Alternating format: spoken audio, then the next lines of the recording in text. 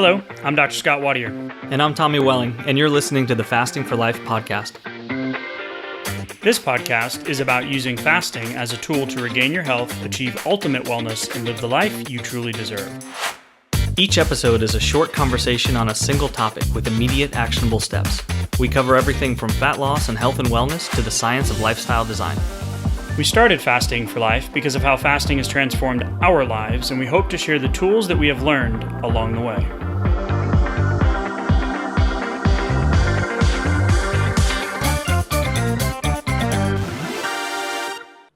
Hey everyone, welcome to the Fasting for Life podcast. My name is Dr. Scott Watier, and I'm here, as always, with my good friend and colleague, Tommy Welling. Good afternoon to you, sir. Hey, Scott, how are you? Fantastic, my friend. Excited for today's conversation. We're going to be talking about how marked weight loss affects on adipose tissue biology. And then we're going to dive into the theoretical explanations for maintenance of behavior change, a systematic review of behavior theories. And this is going to build on some of the episodes we've had in the past, some of the core coaching components that we have in our programs and challenges. So I am excited to talk about this because this is some new research that just came out in April of 2025. And it's really going to put at the forefront kind of the most important things that we try to do here at Fasting for Life. So if you're new to us, welcome in. Welcome to the pod. Welcome to the Fasting for Life lifestyle. Excited to have you with us. If you want to know more about Tommy, myself, our journeys, how fasting transformed our lives, head back to episode 1, give it a listen. It'll give you a little bit of insight into why we do what we do each and every week on this pod and in all of our resources and programs that we have. If you're a long-term listener, shout out to you, guys and gals. We are so grateful and appreciative that you have decided to make us part of your health, weight loss, and wellness routines. So thank you for the downloads, the shares, the likes, the reviews. Of course, the 5-star kind are our favorite, which thankfully we have lots of. So Tommy, you want to give a shout out to someone that just left us a review, and then we'll dive into today's conversation, and most importantly, give you a discernible action step or two that you can take and put into your day-to-day fasting lifestyle or fasting routine starting today. So let's do the shout out, and then we'll dive in. Absolutely. Thank you to Straight Punch on Apple Podcasts for leaving a 5-star review.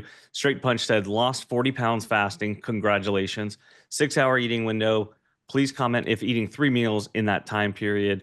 It helps me stay in the program. Love your show. No other pod covers in-depth fasting and a healthy lifestyle like yours. I send your show to all my friends. Thank you, Straight Punch. Keep up the good work. And yeah, if you're getting in 3 meals in a 6-hour eating window and it's working for you after losing that 40 pounds, then keep doing what you're doing, because if it ain't broke, don't fix it, right? Absolutely. I'm a 2-meal guy. On my full nutrition days, I'm a 2-meal-a-day guy. If I eat 3 meals a day, I just don't feel right. Yep. So, yeah, me too. But whatever works for you, solve for X in the simplest way possible. Not sure where you are, Straight Punch, on your weight loss journey, but congrats on the 60 pounds. Congrats on adopting a fasting lifestyle. And today we're going to talk about the explanations for maintenance of behavior change. So how do we sustain it? Because at any given time we can white knuckle it and pull ourselves up. What's that analogy? By our bootstraps. By your bootstraps, yeah. Right. And get it done. But okay, maybe if it's not sustainable, why do it? And that's what we love about fasting, is that it solves and simplifies, and it's just more fun, in our opinion, to do it this way. It just simplifies things. And when you're losing weight, like I said, you can do it for 12 weeks. You can do it for 6 months. But it's that sustainability piece that we always talk about. We say it this way: begin with the end in mind. And over the last 5 years of doing this and coaching, taking thousands of folks through our challenges and hundreds of coaching clients just with the testimonials, these are truly the things that we see inside of the folks that get the long-term sustainable results. But in the beginning, let's get the dang weight off, Tommy. So yeah. And then what a good question to ask is why? Why get the weight off now? And we're going to go into some of the details about why that's so helpful, because sometimes there can be distractions out there, and sometimes getting into sometimes it becomes a mundane routine. I'm sick of looking at the scale for confirmation. Is it working? Sometimes the scale goes up a little bit. Sometimes it goes down a little bit. And it's not necessarily all that motivating. But when you start to understand cellularly what's happening your actual physiology all across your body, within your fat cells and then outside of your fat cells too, it makes a whole lot of sense to put some fire behind that why, and to start getting the weight off, and to get it off as quickly as possible, and not worrying about some of the old stuff. Don't get the weight off too quickly, and all this other kind of nonsense Noise that's out there, yeah. that we hear. But there's so many reasons to actually do it in a very motivated, accelerated kind of way, right? Yep, absolutely. So the flow of today's pod, we're going to go over what happens to fat tissue and hormones with major weight loss. We'll qualify and quantify that for you. Talk about some specific hormones. Then we're going to talk about why is it so dang hard to maintain those changes? Because you might be on a fast right now, and you're driving by a Chick-fil-A, and it's not Sunday, and you're going, that sounds good, right? So we're going to talk about what are those behavioral science insights, and then we're going to talk about blending the science and those insights, how to go from weight loss to lifelong health. Because most folks, if you're new to the pod, you came to fasting because it helps you lose weight. And then as we go through that, the goals, and Tommy, you mentioned the why we're doing it matters that much more. So fasting is a tool in your tool belt. It's a skill set. In concept, fasting is so simple, just don't eat. But in application, there's a lot more complexity to it, which is why we're 280-ish episodes into doing this week over week over week. And it hasn't gotten boring. There's always new stuff to talk about. There's always new customization and personalization, just like the shout out from Straight Punch.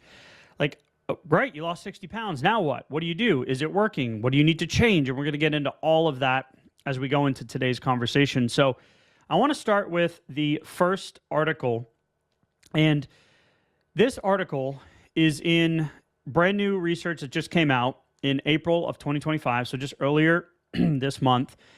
Effect of marked weight loss on adipose tissue biology in people with obesity and type 2 diabetes. So we're going to extrapolate that out to the Gen Pop, as we like to say. So how does this apply for you as well? And then we'll go into the study on the theoretical explanations for maintenance and weight loss behavior. So when we're looking at this first study, Tommy, there's a few things that really stand out. That weight loss in itself, we're talking about a 16 to 20% weight loss reduction. Okay. And small study, 10 adults, but they analyzed blood and fat tissue, and weight loss improves insulin sensitivity in people with obesity and type 2 diabetes, but some of the mechanisms remain unclear. And that's what this study was about, is trying to figure out what those exact mechanisms were in terms of the fat tissue metabolism, or the fat as an actual active metabolic tissue in your body. So we hear this a lot, and now you're seeing this a lot more, where insulin resistance, cortisol, like all of these different hormones that are at the second half of the calorie in, calorie out equation. What are those controlling factors that allow you to make the change, lose the weight, and then sustain those changes? So the study looked at the fact that weight loss improved fat tissue health by reducing harmful gene expression, leptin, and some other signaling markers, while increasing adiponectin. So we're going to talk about leptin and adiponectin in just a minute. And these changes in the fat itself, in the fat tissue, were accompanied by improved insulin signaling. So that was linked to reduce insulin inhibiting microRNAs in small vesicles. So we're talking about the fat, for you men and women out there, around the midsection and the thighs and the legs specifically. Yeah. And what the findings suggest is that weight loss enhanced that insulin sensitivity by remodeling the fat tissue, which altered those circulating metabolic signals or hormones. So I just said a lot of words that probably don't land on initial run through. So we want to unpack this a little bit for you to make it hit home, in that let's get the weight off. How do you address insulin resistance? I mean, you can go down a whole host of rabbit holes: circadian biology, cortisol rhythm, energy in, energy out, activity levels, stress, sleep, genetics, but sedentary lifestyle, obesogenic food environment. I mean, okay, stop. Just stop me, because I'll just keep going, right? Yeah.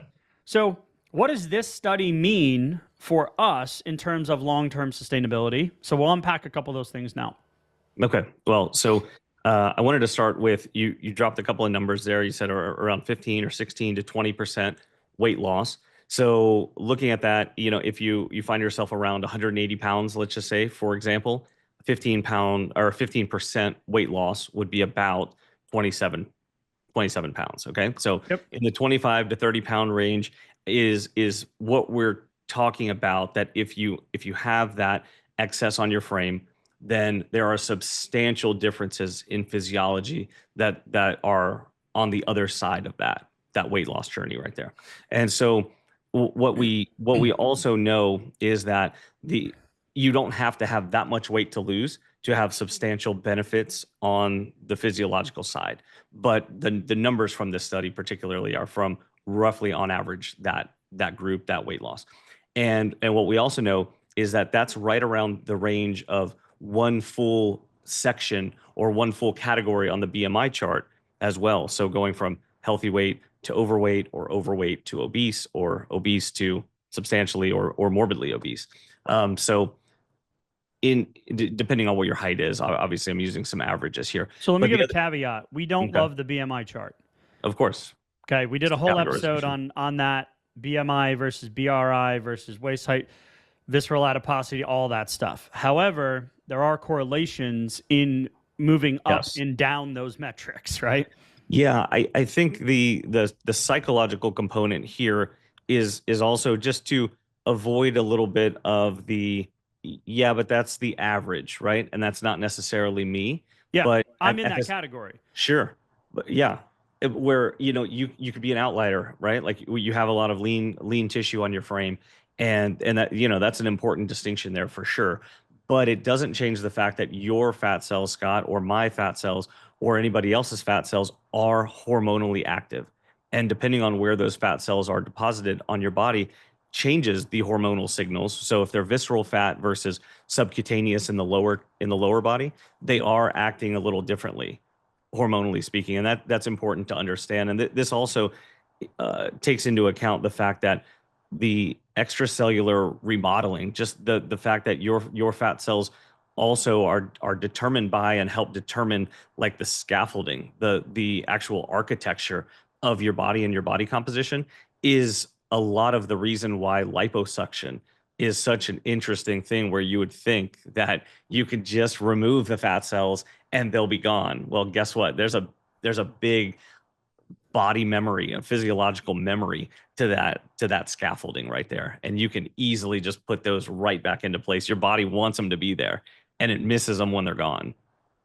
And this is exactly where we love this study, is because especially in women with lipedema have increased inflammation and fibrosis in the lower body fat.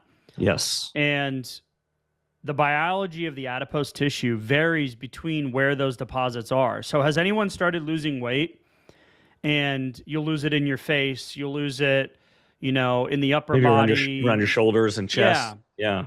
But guess where the stubborn areas are? Right. The lower abdomen and thighs for women, and central weight gain for men. Mm-hmm. So those areas are different in terms of their resistance or their metabolic functioning beneath the surface.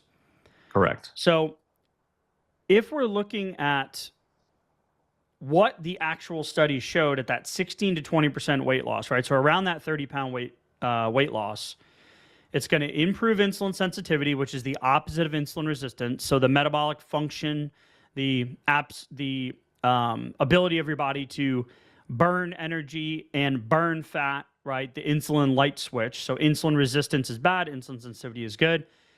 It's going to reduce total fat mass, including the lower body fat, which is more often resistant to those traditional weight loss efforts. Like Correct. The scenario I mentioned. You're like, can I just reduce it right here? Right. Sadly, no. But this study gives us some insights into the fact that using fasting and dialing some things in, some of those levers, you absolutely can have success in these areas as well. It might be a little slower than you want, but you're actually changing the metabolic matrix, or that foundation beneath the surface. And that's going to be based on the signaling and reducing those inflammation markers. So when we look at the the adipose tissue and the elevated insulin, when we have insulin resistance or insulin that isn't functioning properly, that's going to increase the lipid turnover or the production of that fatty tissue, which is going to increase your glucose intolerance, which is why this study is so cool, because it was in obese folks with diabetes, and that it can actually improve those metabolic markers to help balance the blood sugar, reduce the insulin, and then ultimately allow those fat stores to be tapped into. Well, and it's interesting if you think back on the weight gaining part of the timeline. It's not like the fat cells were just deposited equally at the same time across lower body and upper body. Like a lot of us weren't necessarily paying very close attention while that was happening. But if you think back, what we oftentimes see, or can kind of ascertain by understanding somebody's history with weight gain and weight loss, is that lower body fat deposition, especially in females, was the first to start happening. Like noticing it, like not really, I don't love how my legs look and things like that, before seeing any upper body weight gain or substantial amounts. So it's happening disproportionately because it's being hormonally controlled. And this isn't always the case, but they are hormonally different. And so to your point, Scott, when the weight starts to come off, you can't control if it's coming off first, upper body or lower body. Upper body tends to be a little easier and faster, and more of it's coming from there. But that's also because there's more inflammatory balancing that has to take place for the lower body to respond, especially in females, and especially as we age too. Yeah, and the takeaway is that when we use fasting and we get the weight off, it's going to significantly improve that fat loss equation, right? And it's going to help with those hormonal shifts. We'll talk about adiponectin and leptin here in just a second, but that's what the study showed, is that it aligns with those circulating changes that were observed post-weight loss. So specifically for that lower abdomen, central, lower body weight gain. And you're getting it not just on the scale, but most importantly, the takeaway here is you're getting it from a hormonally or a metabolically beneficial standpoint. So sometimes we bring the old weight loss diet baggage into the fasting world, and we don't want to use fasting as a diet. That's why we call it fasting for life. We want it to be a lifestyle. We want to design the lifestyle, which is the second half of the podcast conversation today, is when we look at that leptin and adiponectin in the context of weight loss, when we reduce the weight in regards to that 16 to 20% or around those 30 pounds, that weight loss reduces leptin secretion by 40%. So your adipose tissue is an active tissue. And that correlates with decreased fat mass and the improved insulin sensitivity. Yeah, it's not just a calorie storage bubble. I think that's a great point. So even at the low end, at like a 7 to 10% weight loss reduction, we can see leptin secretion decrease by 40%. We'll tell you why leptin is important in just a second. But the cool takeaway here was that at that low end, so we're talking 7 to 10%, right? Not the 16 to 20. Leptin secretion by 40% is down, independent of dietary macronutrient composition. Okay. So I'm going to foreshadow a little bit here for the lifestyle conversation. Is we don't say clear out the pantry, never look at another carbohydrate again, completely change how you're eating, stop eating that. Independent of dietary macronutrients, or carbs, fats, and proteins, you're still going to see that leptin decrease at the lower end of the weight loss scale. And leptin is important because it's your satiety hormone. And it declines post-weight loss. Its decline post-weight loss, which is seen, may drive hunger signals, which can contribute to that weight regain roller coaster. Okay. However, low leptin levels are linked to improved insulin sensitivity. But here's what happens. So you develop a leptin resistance the longer you have those metabolically active fat cells on your body. We did an episode, so you might be listening and going, well, wait a minute, if I lose weight, leptin goes down, then I'm going to be more hungry. But the cool thing is we did an entire episode dedicated to short-term increases in hunger cues post-weight loss with fasting. But what we noticed is that those hunger cues were not in effect causing you to eat more or consume more. They weren't actually realized on the surface. And this happens with fasting. People that are new to fasting and they break through a barrier, let's say 18 hours, 20 hours, 24 hours, they go, huh, I'm not hungry. But if we measured their lab levels at that point, their ghrelin and leptin would probably be slightly elevated. Well, sorry, ghrelin would be elevated, leptin would be decreased, which means you should be more hungry. Ghrelin is the growling hormone in your stomach. But you're more sensitive to it, to those lower levels. Yeah. So you actually don't have that correlate to more hunger and consuming more. So you're getting the best of both worlds when you apply this in a fasting versus just a low calorie restriction, eat less, move more type application. So you're getting resensitized to leptin, which that's a really, really good thing. Because just while improving insulin sensitivity at the same time. Yeah. So you're getting resensitized to insulin as well as leptin. And decrease inflammation. I love it.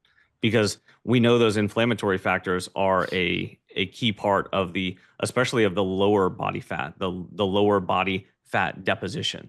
So that becomes part of it too, where as those levels balance out, as we resensitize to leptin and to insulin, then we have less of the damaging hormonal effects of body fat deposition, visceral and lower body. So you have the fat on your body. Leptin is high. It's causing hyperleptinemia, which just means elevated leptin. And your brain goes, nah, I'm not going to pay attention to that. Anyone ever feel that, where you just don't really have any satiety signals? You can just eat, and you're like, okay. And then a couple hours later, you're hungry again, and you can eat. Sure. Right? So that high leptin promotes inflammation and insulin resistance. Now, however, adiponectin, the other hormone that we mentioned, that's anti-inflammatory and insulin sensitizing. And those levels go down when you have the weight on your body. Adiponectin's good. It protects against atherosclerosis and cardiovascular disease and fatty liver. So the leptin-adiponectin ratio, called LAR, is a huge, it's not utilized. Like, this isn't something your doctor's going to be like, oh yeah, I'll run a LAR panel on you, right? Or a ratio for you. But that adiponectin-leptin ratio is a stronger predictor of insulin resistance, metabolic syndrome, and cardiovascular risk than just an individual hormone. This is like the cholesterol panel. You do a cholesterol panel and everybody's freaking out about the cholesterol HDL ratio. I don't care about that. I care more about the triglyceride to HDL ratio. So these ratios are important because it's an obesity-driven imbalance. So the ratio decreases due to that elevated leptin and that elevated amount of fat tissue. So you're going to get insulin resistance, chronic inflammation, and atherosclerosis risk. So guess what? If you're a type 2 diabetic, guess what? All of those risk factors go up. Yeah. Those comorbidities. So we need to decrease the leptin. We need to increase the adiponectin, because adiponectin in itself is going to be, it reduces, when adiponectin is low, let me say it this way, it decreases fatty acid oxidation in muscles and liver, worsening the problem. So you have less anti-inflammatory properties, you have less atherosclerotic decreased risk, and you're going to have more inflammation, and you're going to have less fatty acid oxidation in your muscles and your liver. Well, guess what? That's early warning signs of type 2 diabetes or metabolic syndrome. Wow. One interesting thing that I saw highlighted here too was that when we combine fasting or caloric restriction, any bit of means that helps to get the fat stores smaller and shrink those fat cells, when we combine that with exercise, it's also been shown to amplify adiponectin's benefits also, while mitigating leptin-driven hunger. And so that's really cool, because when I think about rigorous exercise, I think about ravenous hunger sometimes, and not breaking my fast right after a rigorous exercise session, because that can be kind of a slippery slope, or breaking it very, very intentionally. But understanding that as the weight comes off and as we're balancing these hormones and we're introducing or we're combining with deliberate exercise as well, and we can back off the intensity of the exercise. We can talk about moderate intensity exercise. It doesn't have to be super high intensity, cortisol driven. It doesn't have to be boot camps and things like that. So we can avoid some of that ravenous hunger, and then we can get the benefit of the hormonal balance and the benefits of balancing the leptin levels as well. So we can be surprisingly not as hungry as we have been in the past. Yep. So able to continue on with our next fast, or maybe even do fasted workouts, which can be can feel like very difficult, especially when you haven't tried it, or before getting some of the balance in some of these hormones. And so to wrap up the first part, that 16 to 20% weight loss reduction reduces leptin by 40%, raises adiponectin. So you're going to get better appetite regulation. You're going to get better insulin sensitization. You're going to get more anti-inflammatory properties. You're going to balance that leptin adiponectin ratio, and you're going to decrease that cardiovascular risk. What you were just talking about there is, well, the lifestyle, how do I make this stick? If I've got some momentum and I'm seeing progress, there was a research article that came out recently, and I was listening to a podcast. I can't remember which one it was off the top of my head right now in real time. But the woman was talking about, and she's in this space, the obesogenic carb insulin model of obesity space. Mm-hmm. And she was talking about this 2-year reset. Because if you look at the studies, it's clear between that 2 and 3 year mark is where most of the people regain the weight. Yeah. That 5% rule. So 5%, what we call weight loss managers, lose the weight and keep it off. Mm-hmm. But like we're talking about here, there's physiological things or barriers that are hurting your progress from a lifestyle perspective beneath the surface. Right? That second half of the calorie out equation. What are those drivers? What are those cues? But when we look at that long-term perspective, the reality is that there's actually a hypothalamic reset. So there's something called an HPA axis in your body, and it's the stress response, your cortisol response. Mm-hmm. And that 2-year mark is what's been clearly shown, where your body then accepts the weight loss that you've had in the prior 2 years. So you're telling me that I don't just need to lose the weight, I then need to keep it off? It's called a hypothalamic set point, where your body's going to, it's a survival mechanism. It's a defense mechanism. Your body's going to throw a temper tantrum, right? And it's going to keep moving these levers, these hormonal signals to say, eat more, I'm hungry. So I find that before fasting, when I was doing a caloric restriction plan and working out, that I was always hungry, but I was eating all the time.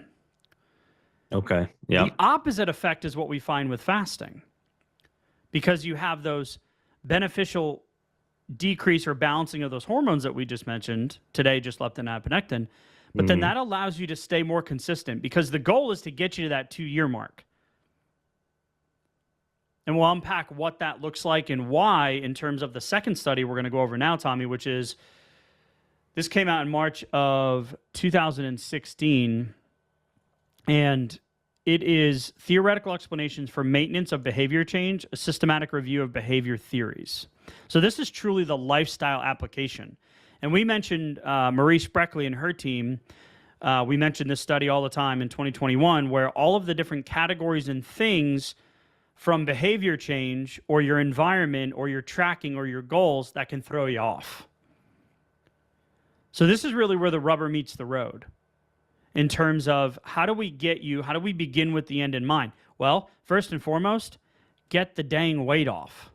And then we get to have the fun conversations, which is what we do in our challenges and our coaching, is all of these lifestyle, behavioral type things, which is really the stuff that I love to talk about the most. Let's be honest. Yeah. So when you mention the difficulty and just hearing that 95% of folks will put the weight back on. Please don't quit. That wasn't. Yeah, no, like that, it's a daunting stat. But I think what the really empowering part is that that's always been the case. We just have a lot of data for it now. But here's the better part, is that we have data as far as the success of the 5% that we can replicate. This number should be increasing and expanding over time in the coming years as this becomes more mainstream and kind of obvious and just part of the sub thread of, well, there's a lot of folks who have a lot of weight that they need to take off. How the heck is it going to get done and then stay on the beneficial side of that? How are we going to keep it off? Well, we're putting a magnifying glass on what the 5% we're already doing. Yep. And then breaking that down and seeing what those threads are. So success leaves clues, and we're going to stand on the shoulders of giants. And in this case, the giants are going to be those 5%. Yep. And this is out of the Journey of Health Psychology and Review. So it's really about that behavioral change, that underlying tone. And the idea was that we know that behavior changes or lifestyle changes are effective in supporting individuals achieving temporary change, right? Which we don't want, which we need. We just talked about why we need it from a physiological standpoint. We just needed to keep transitioning that into a permanent change. Yep. So the aim of this review was to identify and synthesize current theoretical explanations for behavior change maintenance to inform you guys. They talk about doing future research. I'm like, well, no, let's take this and run with it because it matches what we see. Let's not wait. Right. So it comes up. There were five main themes in this study. They were maintenance motives, self-regulation, not willpower, dun, dun, dun, resources, so what are the tools in your tool belt, habits, and environmental and social influences. So I want to just mention them initially. So maintenance motives they differ from the initial change motive. So if anyone can listen to this and resonate, hopefully it does. You're just fed up. You're tired of being tired. You look at your DoorDash receipts. You see your relationship with food, the stress in your life, your poor sleep, whatever's going on. Like, oh, I just need to do something. Maybe it's January 1st, new year, new you. And you're like, yeah, I'm going to do it. And you have that willpower component. That initial change motive changes over time.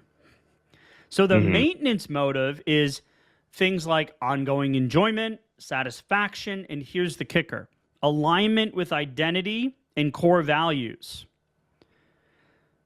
So as you transform, and this is what we talk a lot about with our clients and especially the folks that are in maintenance, how do we anchor and how do we scribe these in stone, these changes that we've made? That's a good way to think about it. Well, your core values, you didn't write it in pencil and you can't just erase it, or it's in watercolor and you can just run it under the sink, right? Like, how do we chip these out in a stone tablet? Well, that's through repetition, through the process. So the motive of maintenance is going to be different. It's going to be a real-time thing, which is why we have coaching. That's why we do it. And this is the stuff we talk more about than anything, is how do we apply it through self-regulation, which is one of the themes that was in the study.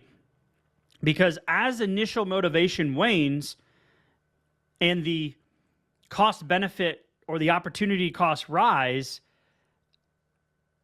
we need some active self-regulation, which will give way to the habit formation over time for that maintenance motive to be kind of to be anchored in, or my analogy of scribing it into a stone tablet, like anchoring it in. It's now your identity. So self-regulation isn't willpower. It's an active process, right? For sure. And the tricky part about most diets is that you get those initial pounds and, it's speedy in the beginning. You can get some fast results, but then as things slow down. Sometimes it's not, and then you just get frustrated. Sure. I mean, that's best case scenario, but. Right. With fasting, it typically is, yeah. It does happen. Even with caloric restriction, it can be fast in the beginning, like relatively speaking, but then tends to get slower. And with fasting, it also tends to get a bit slower. And that's a normal part of the process. The dreaded plateau. Dun, dun, dun. Yeah. I know what you're talking about. Let's just say it. Elephant in the room. For sure. Or you can have that initial whoosh, that initial weight loss that comes, and then after that, things slow down. Well, so if all of my motivation is coming from what the scale says, then that can be very demotivating very quickly. And so point here being that if you think about fasting as a diet or any diet, then we tend to be looking at it like, I'm going to use the method for as long as I need to get to the number-based result, and then I'll stop using it because I won't need it anymore. And so that's where the mental shift and where the magic kind of lies for the 5% who keep it off, because there's a transition that's necessary from diet mentality, finish line mentality, to lifestyle mentality, sustainability mentality. Now, I think you had a conversation recently with one of our coaching clients, right? That kind of highlighted this. Yes, I did. And so she was sharing with me that her history with diets and her weight loss, she currently has about 20 pounds to lose. About a month ago, she had about 30. And so we really got the ball rolling in a challenge. We've continued that momentum through coaching. And I mean, she's doing great. But I asked her the other day, what's the difference? What feels different now versus what you were doing before? And she said I was taking those tools and I would always kind of give up or stop doing what was working just shy of the finish line. And so I was like, why? And she said, well, sometimes it was seasonal, like there was a timing-based thing, maybe a wedding or an event or something like that. Other times it was just a slowdown of the progress that just led to like dissolving the motivation, then putting it into autopilot. And then it just started coming back. I started reverting back to old habits and things like that. And there was a little bit of trepidation, like, is this going to be different for me? And I explained to her that we're going to be developing these fasting tools in our tool belt. We're going to be developing these thinking with the end, like we're going to be starting with the end in mind. We're going to be reverse engineering from a sustainable lifestyle component rather than I'm going to need these tools only for as long as I need to get the weight off. Until the finish line mentality. Until the finish line. I said, we're going to dissolve the finish line. So we have maintenance motives, we have self-regulation, and then you were just talking about resources, mental, emotional, physical resources. Those are the things that buffer against those going off track, right? Mm-hmm. Stress, fatigue, fear of missing out, hungry, angry, lonely, tired, bored, stressed, food relationships, right? Yep, right. So that really talks about what you were just foreshadowing there is the last two themes out of this study, which were the habit formation and the environmental and social context. So the habit formation, and we'll talk about some actionable things you can do, reduces the reliance on that conscious, constant self-regulation willpower battle. And that's truly what makes the behavior more automatic and sustainable. Then the last piece is that environmental and social context. So it can either support or hinder maintenance. Right? Crabs in a bucket. Mm-hmm. If you're constantly in an environment that is willy-nilly with their health and weight loss, for whatever reason, in an obesogenic food environment, right? Anyone ever travel with family? What's the entire trip geared around? Food. When's the next meal? Who's going to the grocery store? What are we eating? Where are we going? Who's getting donuts? Who's making a coffee run? Yeah, who's making a coffee run, right? Ooh, who wants a little snacky poo, right? Like, if you ever travel with family, like, that's the entire thing. It's like, what the heck? Now, you've always got one or two family members that's probably a good distraction for. We all have them. Sure. Right? Crazy Uncle Joe. Sorry, Joe's out there. I don't know why I picked that, right? But so that habit formation, environmental and social context, right? So the reality or the implication of these different themes was that behavior change is a dynamic process that involves motivation, self-regulation, habit, resources, and environment. So we want to shift from that short-term thinking to that long-term, we're still going to use these tools when we get there, right? That maintenance type mindset. So the examples of the habit category would be things like consistent routines, habit stacking, self-monitoring, so tracking, not just with the scale. We have tons of episodes on that. We talk about that a lot during the challenge as well, giving you some additional tools and resources, because, by the way, that was one of the categories that was found, one of the main 5 themes that was found in this study. You need those tools. And then the environmental cues, so a safe place, right? You're in the tree of trust. Mm-hmm. You can talk about fasting. You don't need to convince crazy, Uncle Joe on the family vacation that fasting is a solution, right? you have some form of social community or support.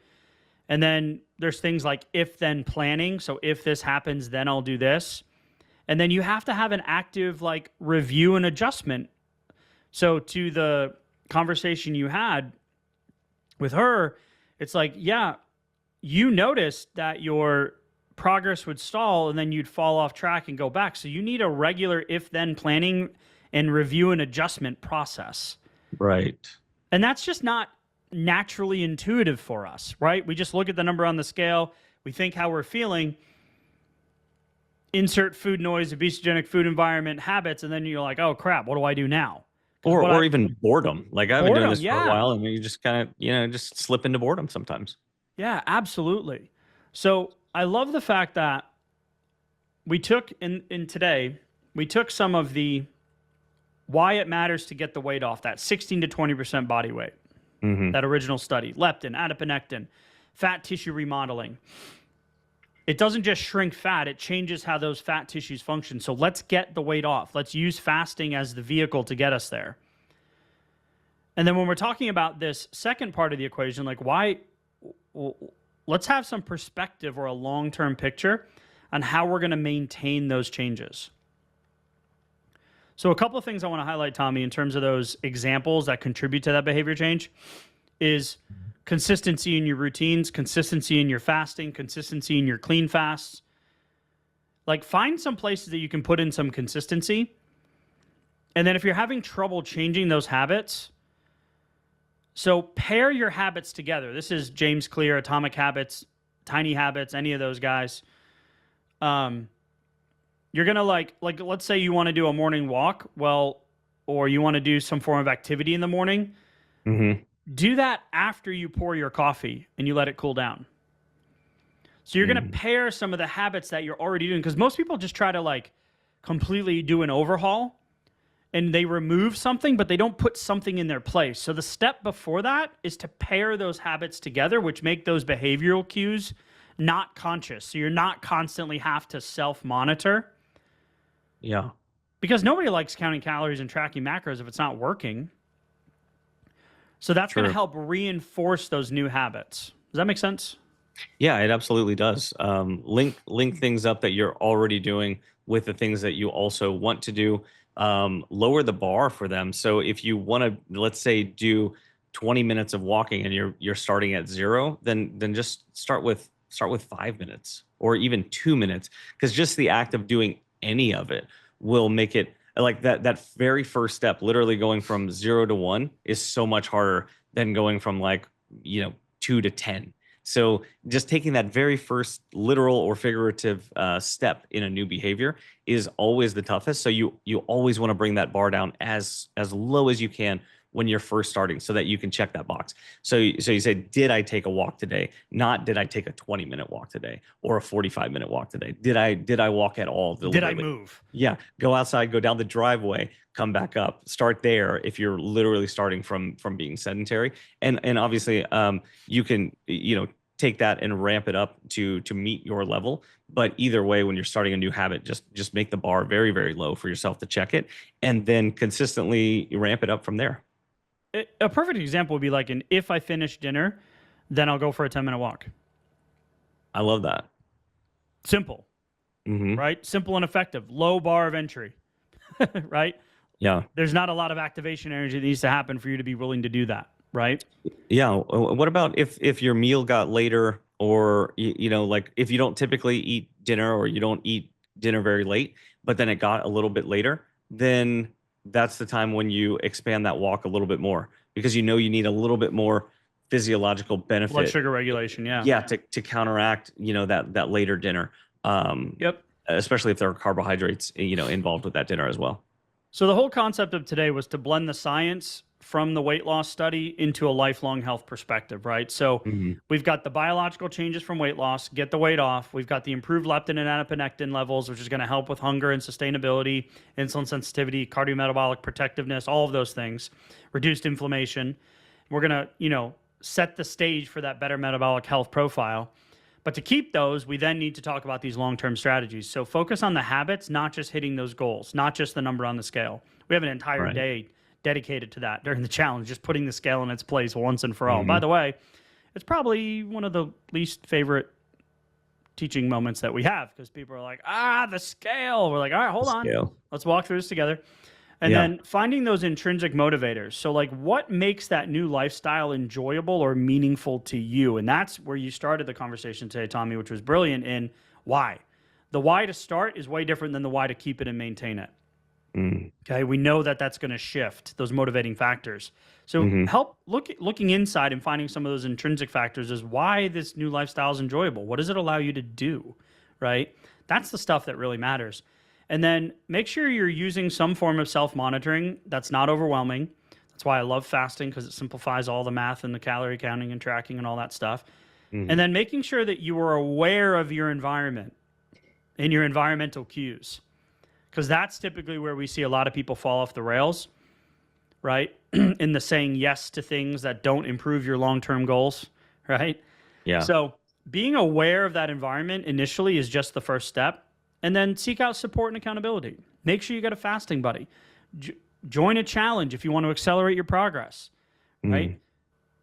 Be a part of a community that you're in, your outside world, your folks at work, church, school, inside of your house, some of your family members, they might not be on board, but you got to put you first, right? So lasting health is way more about just than losing weight. It's about transforming how your body works, how you live, and that understanding of the biology and the reasoning why we see it get the weight off, and then that psychology of the behavior change, that's what we really talk about. That's what we really want for each and every one of you, which is why we do the episodes, which is why we have the challenges and the coaching programs. So if you're looking for more support, head to the show notes. We got a bunch of links, bunch of resources. Sign up for the next challenge if you want to have some fun with us over the course of 7 days. But Tommy, final thoughts as we wrap up today. Yeah, final thoughts would be definitely make sure that you're looking at this as a development of tools that are going to lead to long-term success rather than get you to a number-based finish line. So regardless of if that was weight or blood work or something else like that, you're going to do that. That's going to be a milestone in your journey, but it's not going to be the finish line. And if you can start there with that kind of like foundational thought, then I think that's really helpful in setting the stage for a good transition from fat loss mentality into sustainable lifestyle mentality. So whatever you need to do to kind of expand your comfort zone a little bit from there, take another action or two today based on one of these key components that we talked about, so you can put a little bit more consistency, a little bit more burn time in your next fast, and then keep the momentum going, so you can effectively transition eventually from fat loss into sustainable lifestyle maintenance. Absolutely love it. Love it, love it, love it, man. Appreciate the conversation as always. Hope you guys got some things out of today's episode. Go put them into action. Thanks for listening in today, Tommy. As always, man, we'll talk soon. Thanks. Bye-bye. So, you've heard today's episode, and you may be wondering, where do I start? Head on over to thefastingforlife.com and sign up for our newsletter, where you'll receive fasting tips and strategies to maximize results and fit fasting into your day-to-day life. While you're there, download your free Fast Start guide to get started today. Don't forget to subscribe on iTunes, Spotify, or wherever you get your podcasts. Make sure to leave us a 5-star review, and we'll be back next week with another episode of Fasting for Life.